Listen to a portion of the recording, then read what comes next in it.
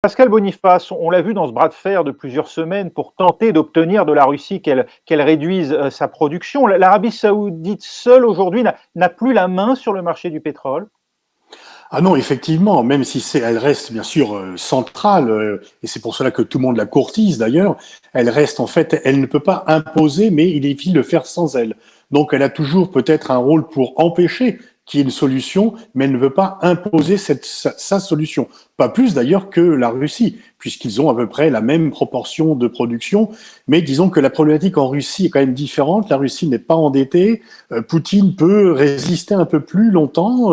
Les problèmes qu'il a avec sa population ne sont pas de la même nature que MBS peut en avoir avec la sienne.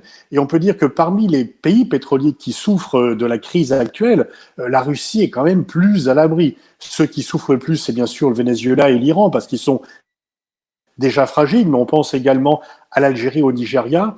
Et si l'Arabie saoudite a des problèmes, la Russie, bien sûr, préfère avoir la grande période pour la Russie, c'était lorsque, après la guerre d'Irak, les prix du pétrole ont soudain augmenté. C'était une manne pour Poutine, pour mettre en œuvre sa politique. Mais Poutine peut être plus résilient à une baisse des prix que ne peut l'être la monarchie saoudienne. En témoigne d'ailleurs peut-être Pascal Boniface, les déboires d'Aramco, le géant pétrolier saoudien, qui introduit sur les marchés financiers, n'a pas attiré finalement d'investisseurs étrangers.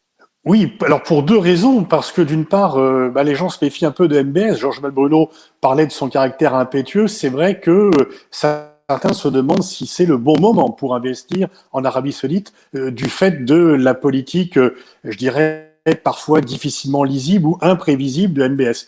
Mais et effectivement aussi du fait des incertitudes sur le marché pétrolier. Et donc Aramco, la privatisation partielle d'Aramco, qui aurait dû permettre à MBS de faire sa politique massive d'investissement, a été un formidable échec.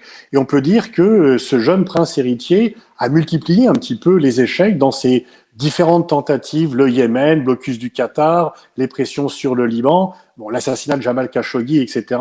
Et donc, effectivement, le caractère très volontariste de MBS n'a pas débouché sur des succès ni sur le plan national, ni sur le plan international.